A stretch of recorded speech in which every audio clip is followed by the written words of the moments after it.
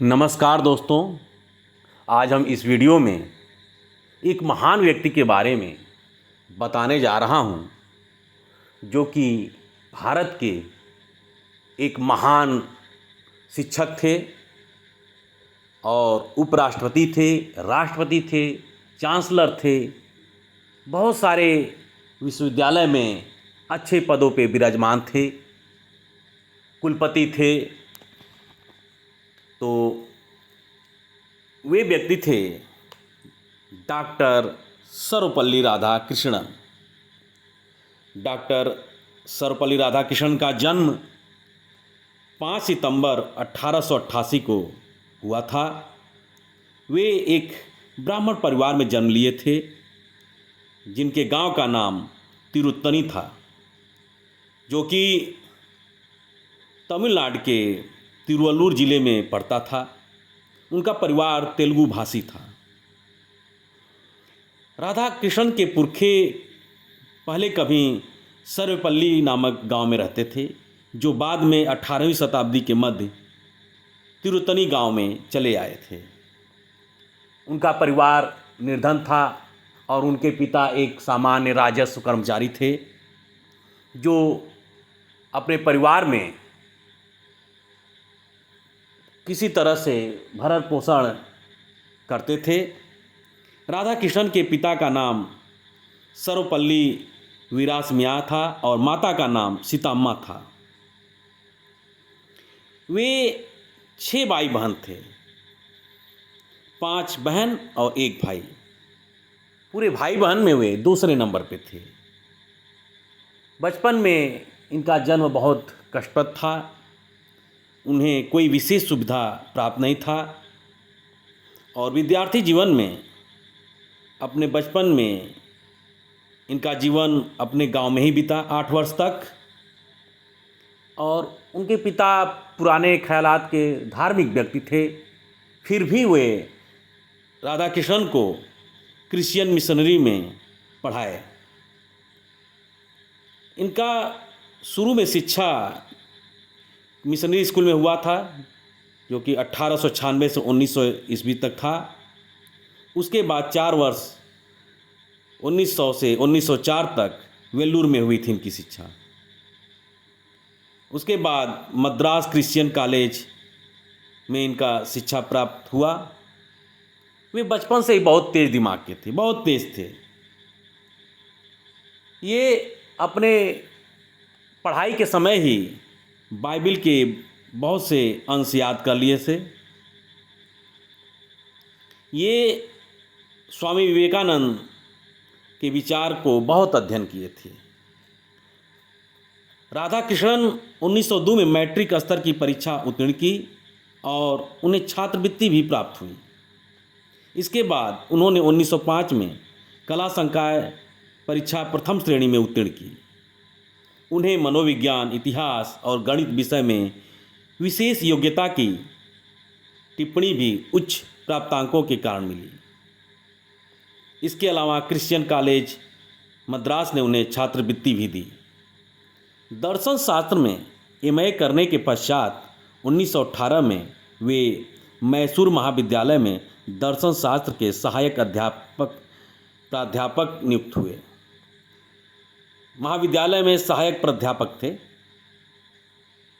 बाद में उसी कॉलेज में वे प्राध्यापक भी रहे। डॉक्टर राधाकृष्णन ने अपने लेखों और भाषणों के माध्यम से विश्व को भारतीय दर्शन शास्त्र से परिचित कराया। सारे विश्व में उनके लेख की प्रशंसा की गई। उनका दाम्पत्य जीवन बहुत अच्छा था। उनकी शादी 8 मई 1903 को 14 वर्ष की अवस्था में हुई। उस समय ब्राह्मण परिवार में बचपन में ही शादी हो जाती थी और उनकी पत्नी का नाम शिवा कामू था। जिस समय उनकी शादी हुई थी, उनकी पत्नी की आयु मात्र 10 वर्ष की थी। 3 वर्ष बाद ही उनकी पत्नी ने उनके साथ रहना आरंभ किया। उनकी पत्नी शिवा कामू ने परंपरागत रूप से शिक्षा प्राप्त नहीं की थी, लेकिन उनका तेलुगु भाषा पर अच्छा अधिकार था। डॉक्टर राधाकृष्णन पूरे विश्व को भारतीय संस्कृति के बारे में बताया कि भारतीय संस्कृति एक समता का भाव पैदा करती है और यही संस्कृति, भारतीय संस्कृति हिंदू संस्कृति की विशिष्ट पहचान है। उन्होंने भारतीय संस्कृति की विशिष्ट पहचान को समझा और उसके काफ़ी नज़दीक हो गए। इनका जीवन दर्शन बहुत विशिष्ट था, बहुत अच्छा था। ये पूरे विश्व को एक स्कूल मानते थे और इनका दर्शन था कि पूरे विश्व को शिक्षा के माध्यम से बहुत ही शांतिपूर्ण किया जा सकता है। इसलिए इनके दर्शन को लोग समझते थे। डॉक्टर राधाकृष्णन ब्रिटेन, अमेरिका के विश्वविद्यालयों में भारतीय दर्शन और अपने दर्शन के बारे में बताया कि पूरा विश्व शिक्षा के द्वारा बहुत शांत हो सकता है, मानवता ला सकता है और इसलिए उन्हें पूरे विश्व के विशेषकर ब्रिटेन, अमेरिका में बुलाया जाता था। राधाकृष्णन को बहुत सारे विश्वविद्यालय से मानद उपाधियाँ मिली थी। वे 1931 से 36 तक आंध्र विश्वविद्यालय के वाइस चांसलर रहे।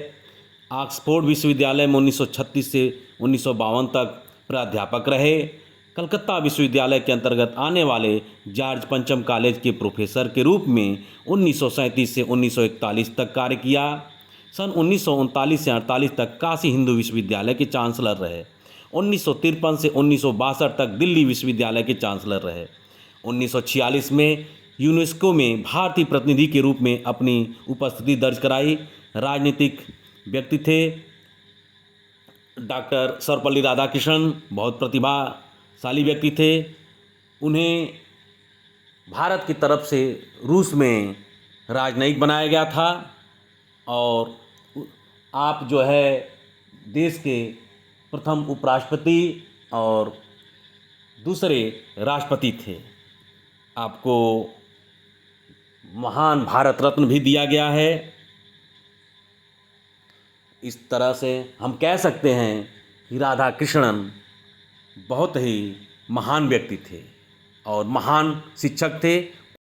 वे भारतीय संस्कृति के संवाहक, प्रख्यात शिक्षाविद, महान दार्शनिक और एक आस्थावान हिंदू विचारक थे। उनके इन्हीं गुणों के कारण सन 1954 में भारत सरकार ने उन्हें सर्वोच्च सम्मान भारत रत्न से अलंकृत किया था। 17 अप्रैल 1975 को 86 वर्ष की अवस्था में चेन्नई में आपका देहांत हो गया।